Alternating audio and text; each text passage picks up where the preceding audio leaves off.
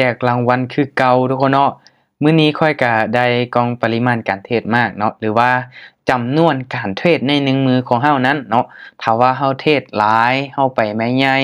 เทรดดุเนาะวอลุ่มขึ้นหลายก็จะได้ทุกคนเนาะถ้าว่าไผที่เทรดหนักเทรดโหดเทรดตึงนี่จะได้เป็นประจำเลยเนาะถ้าว่าเฮามีงบน้อยเฮาไปเทื่อละน้อยนี่จะบ่ค่อยได้เนาะสำหรับกองตัวนี้ทุกคนเนาะ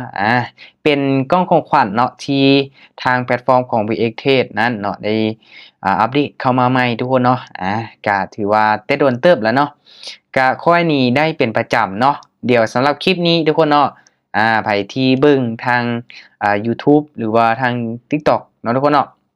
ให้ทุกคนคอมเมนต์คำตอบมาคอมเมนต์คำตอบมาเนาะไผที่ว่าเม้นมาเนาะและ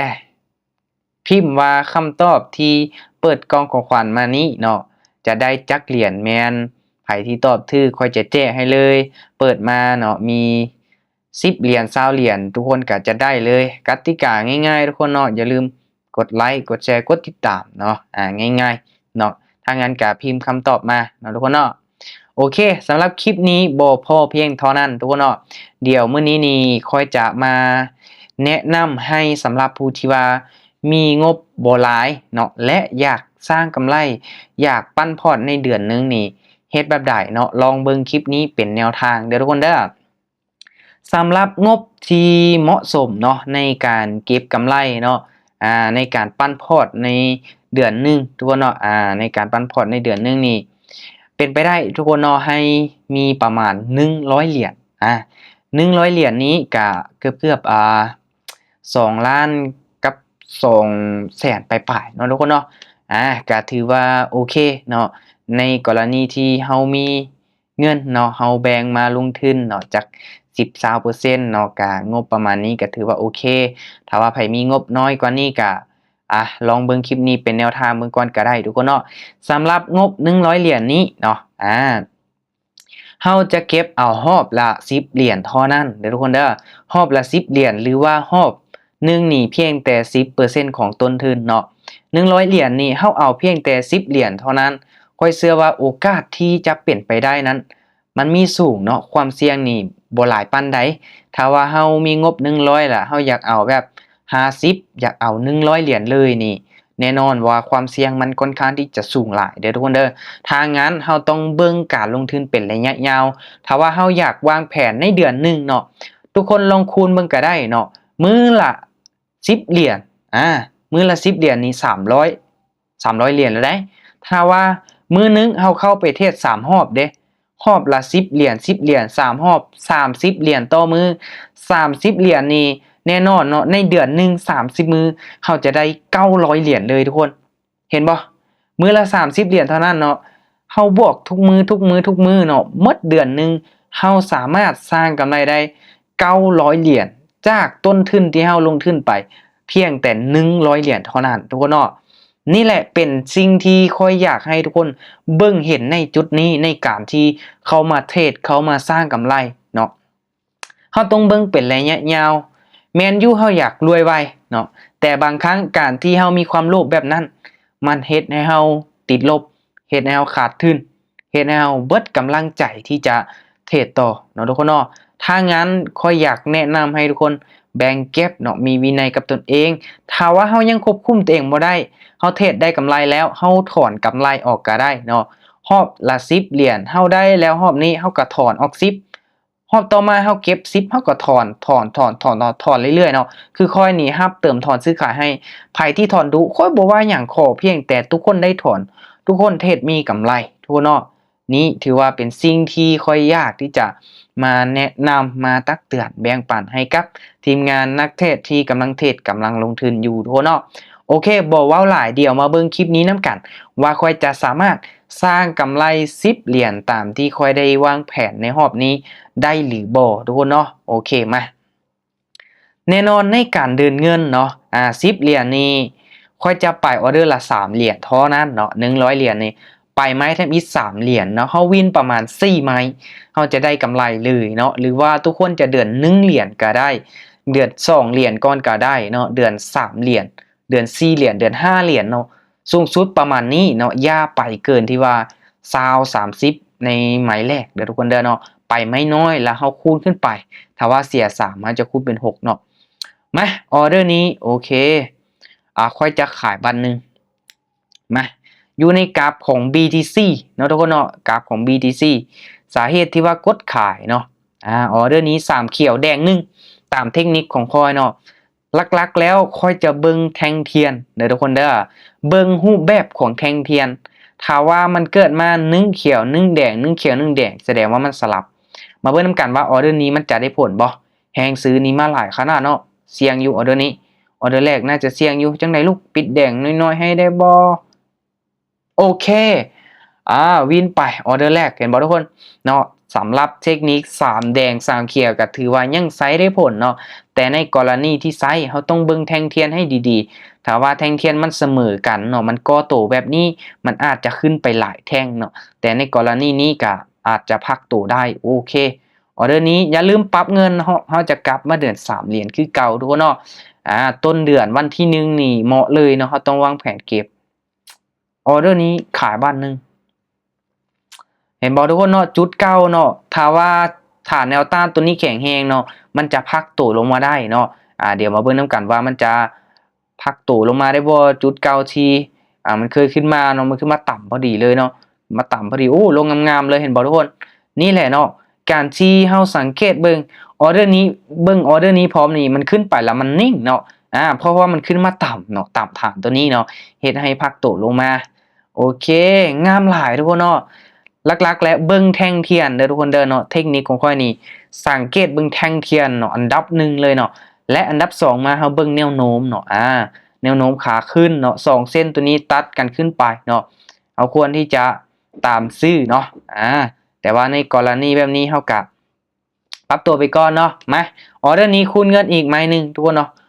บ่แม่นคูณเงินเนาะเฮาจะเดินเงินปกติเนาะโอเคสำหรับออเดอร์นี้ขายบัตรนึงเสี่ยงอยู่ออเดอร์นี้ทุกคนเนาะเสี่ยงอยู่เดี๋ยวมาเบิ่งนำกันเนาะว่ามันจะพักโตลงมาได้บ่เนาะสำหรับออเดอร์นี้ทุกคนเนาะเดี๋ยวเรามาเบิ่งนำกันเลยถือว่าพลาดไปทุกคนเนาะออเดอร์นี้นี่เห็นบ่ทุกคนถือว่าก่อโตขึ้นไปเนาะก่อโตขึ้นไปมันก็เป็นแท่งเทียนเขียวที่น้อยหลายเนาะแต่ว่าบ่เป็นหยังเนาะเมื่อเฮาพลาดไปแล้ว3เหรียญเนาะเฮาก็คูณเป็น6เหรียญเลยเนาะโอเคมาเกิดมาเป็น3แท่งเทียนเขียวอีกแล้วทุกคนเนาะ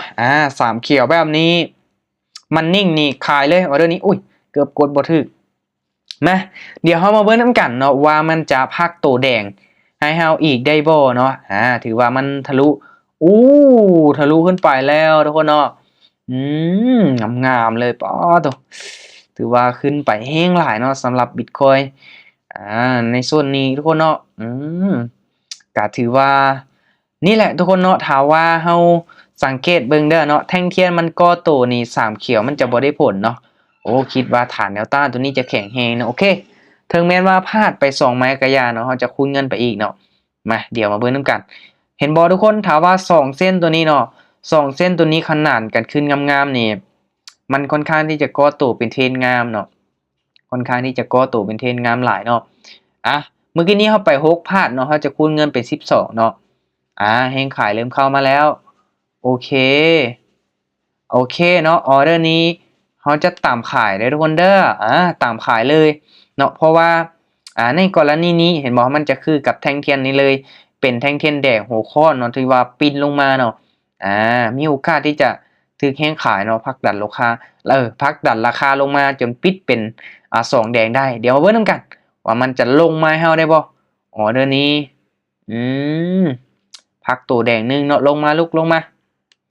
ค่อนข้างที่จะนิ่งเลยทุกคนเนาะโอเคเสื้อมันโอเคสวยงามๆทุกคนเนาะเห็นบ่ถ้าว่าเฮาเบิ่งแล้วเนาะแท่งเทียนย้อนหลังเห็นบ่ถ้าว่ามันลงมาลักษณะแบบนี้เนาะมันต้องลงมาแดกต่ออีกได้ไหมนึงเนาะโอเคเฮาพลาด2เฮาวินไหมที่3เฮาก็สามารถสร้างกำไรมาแล้วโอเคทุกคนเห็นบ่เฮาก็กลับมาเดิน3เหรียญคือเก่าเนาะนี่แหละการเดินเงินของเฮาเป็นสิ่งสำคัญออเดอร์นี้โอเคขายบัดนึงแฮงขายลงมาแฮงขนาดออเดอร์นี้มาเพราะว่าถึกแฮงขายเทลงมานี่ค่อนข้างที่จะแฮงเนาะ แต่ก็เสี่ยงอยู่อย่ามันขึ้นไปเก็บเอาไส้เทียนเนาะเพราะว่ามันเกิดมาเป็นแท่งเทียนในไส้นี่ก็ค่อนข้างที่จะหลายเนาะเห็นบ่มันคือลักษณะตัวนี้เลยเนาะสองแดงแล้วลงมาเขียวเนาะแล้วมันก็ขึ้นเขียวอีกอืแต่ว่าโซนนี้มันก็ขึ้นมาสูงเนาะมาออเดอร์นี้มาเบิ่งนำกันโอ้น่าจะลงมายากเนาะเพราะว่ามันจงไส้ไว้ยาวเนาะโอ้อึบโอเคบ่เป็นหยัง ถือว่ายังขึ้นไปต่อเนาะยอมรับเลยว่า2เส้นตัวนี้ขนานกันขึ้นไปค่อนข้างที่จะงามเด้อทุกคนเด้อเนาะ2เส้น Moving Average Double ทุกคนเนาะถือว่าคริปโตกับก่อโตเนาะก่อโตเป็นเทรนขาขึ้นเนาะโอเคเราจะปรับเงินเป็น6เหรียญเนาะการเดินเงินนี้เราต้องเป็นระเบียบเนาะเราต้องเป็นระเบียบและเราก็ต้องเชื่อมั่นในเทคนิคของเราเนาะว่าจะบ่พลาดเกินงบของเราโอเคออเดอร์นี้ขายเลยมา เอาอีกแล้วทุกคนเนาะ3แท่งเทียนเขียวเนาะ3เขียวนี่มันจะพักตู่ลงมาแดงได้หรือบ่เนาะสำหรับออเดอร์นี้เนาะโอ้งามเห็นบ่ทุกคนเนาะถ้าว่าวินออเดอร์นี้เรามีโอกาสที่จะได้ตามเป้าในรอบนี้เด้อได้ตามเป้าในรอบนี้เนาะเดี๋ยวมาเบิ่งนำกันว่าจะได้ตามเป้าของเราบ่เนาะอ่ะสำหรับออเดอร์นี้